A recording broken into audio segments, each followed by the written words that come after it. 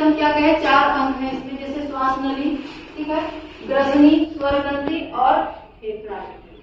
और मनुष्य में एक जोड़े लंग्स पाया जाता है, फेफड़ा पाया जाता है, और ये हमारे वक्ष गुहा के दोनों साइड में होता है। ये हम पहले पढ़ा चुके हैं कि शरीर में को 2 भाग में मानव शरीर के 2 भागों में बांटा गया है, जिसको कि ये डायफ्राम जो अलग करता है। डायफ्राम से ऊपर वाला भाग वक्ष गुहा कहलाता है, उसके नीचे वाला भाग उदर गुहा, जो कि पाचन तंत्र में पढ़ा है।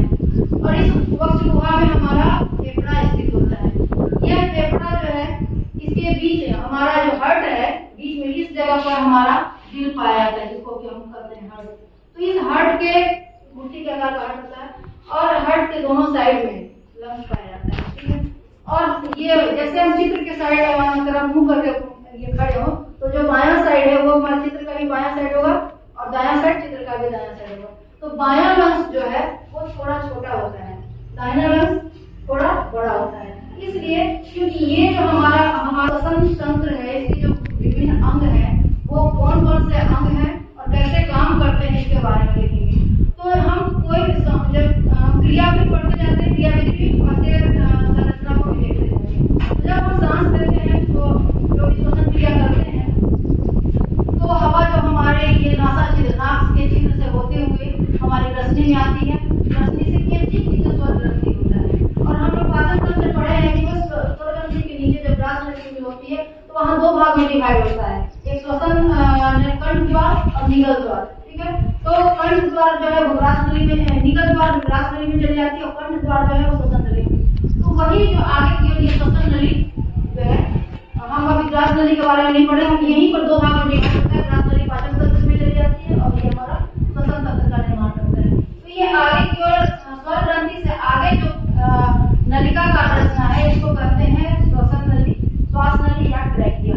ये ट्रैकिया जो है 11 सेंटीमीटर लंबी होती है इसका, और ये जो है लचीली नली जैसी रचना है, और इसमें उपास्थि कार्टिलेज के बने हुए रिंग जैसे बना हुआ रहता है। मतलब उस नली में टाकियों जब हवा निकलेगा तो वो अगर लचीली नली है तो चिपक जाएगी, उसको चिपकने से रोकने के लिए इसमें कार्टिलेज का रिंग बना होता है, ठीक है। और ये जो स्वर हमारा ट्रैकिया या श्वास नली है, आगे जाकर 2 भाग में डिवाइड होता है, इसको कहते हैं ब्रोंकस। ये ट्रैकिया 2 भाग में डिवाइड होता है, इसको कहते हैं ब्रोंकस। और ब्रोंकस फिर आगे जाकर यहाँ पर डिवाइड हो गया, ये ब्रोंकस हो गया, और ये फिर डिवाइड हुआ, इसको कहते हैं ब्रोंकियोल। और ब्रोंकियोल जो है अंदर में और विभिन्न शाखाओं में बढ़ जाता है, उसको कहते हैं ब्रोंकाई। और हर एक ब्रोंकाई के आगे में बहुत सारे वायु कोष, जो बैलून के जैसे दिख रहे हैं ना, गुब्बारे जैसे ढेर सारे वायु कोष होते हैं।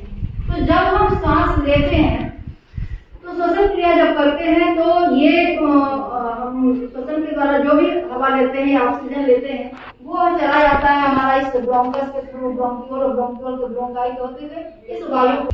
तो जब हम श्वसन और जब जिसमें सांस लेते हैं, तो ये डायफ्राम क्या होता है, नीचे की ओर दब जाता है। तो नीचे की ओर दब जाएगा तो इसका क्या होगा, आयतन बड़ा हो जाएगा। अधिक से अधिक मात्रा में हम सांस लेंगे, और अधिक से अधिक मात्रा में सांस लेंगे, तो जब सांस लेते हैं इस नली द्वारा, ब्रोंकस, ब्रोंकियोल और ब्रोंकाई के द्वारा, सभी वायु जो है ये वायु कोष में चला जाता है, और वायु कोष खुल जाता है। तो अगर वायु कोष में चला गया, ये सब मान लो कि ये तुम्हारा इस तरह से दिखाते हैं, ये वायु कोष है, ठीक है। ऐसा ही ढेर सारा है, इसमें वायु भर गया।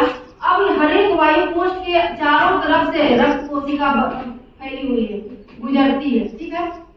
रक्त वाहिनी जो है, रक्त कोशिका जो रक्त को लेकर जाती है। तो ये यहाँ हम नहीं दिखाए, इसको सिंगल करके दिखाते हैं कि हर एक वायु कोष जो है वह रक्त कोशिकाओं से घिरा हुआ है। तो जैसे हम हवा लेते हैं और वायु कोष में भर जाता है, तो यहाँ पर जो है ऑक्सीजन जो है वो विसरण के माध्यम से इस वायु कोष से रक्त नलिका में चला जाता है। हम विसरण पढ़े ही हैं, हर एक जितनी भी क्रिया है सब में विसरण विधि या परासरण विधि कार्य करती है। तो हवा जो है, हवा में जो ऑक्सीजन है वह वायु कोष से चला जाता है रक्त की नलिका में। और रक्त नलिका में क्या है, रक्त है, रक्त में पाया जाता है क्या, हीमोग्लोबिन। अभी इसका प्रवाह तो शरीर के विभिन्न अंगों तंत्रों तक है, तो हर एक अंग तक से गुजरता है, और हर एक कोशिका तक रक्त ऑक्सीजन सप्लाई करता है। अब यह संपन्न होती है तो कार्बन डाइऑक्साइड मुक्त होकर भी रक्त कोशिका के माध्यम से यहाँ आया इसमें वायु कोष में। और वायु कोष से फिर क्या होता है, ऑक्सीजन जो है वह ब्रोंकस, ब्रोंकियोल और ट्रैकिया में भेज दिया जाता है, ये कार्बन डाइऑक्साइड भेज दिया जाता है रक्त के और वह श्वसन क्रिया के थ्रू बाहर निकल जाता है। तो ये हमारा श्वसन अंग है और हम जो श्वास लेते हैं वो काम इसी तरह से करता है। इसमें एक चीज और बताना चाहेंगे कि ये जो ब्रोंकस जो लेता है, इसमें सारी रक्त कोशिकाएं जो बताए कि ऑक्सीजन चला जाता है रक्त कोशिका में, और ये सारी रक्त कोशिकाएं अल्टीमेटली हमारे हार्ट के पास से गुजरती है, ठीक है, और हार्ट के पास से गुजरती है तो वो साफ ऑक्सीजन हमारे हृदय को दे देती है।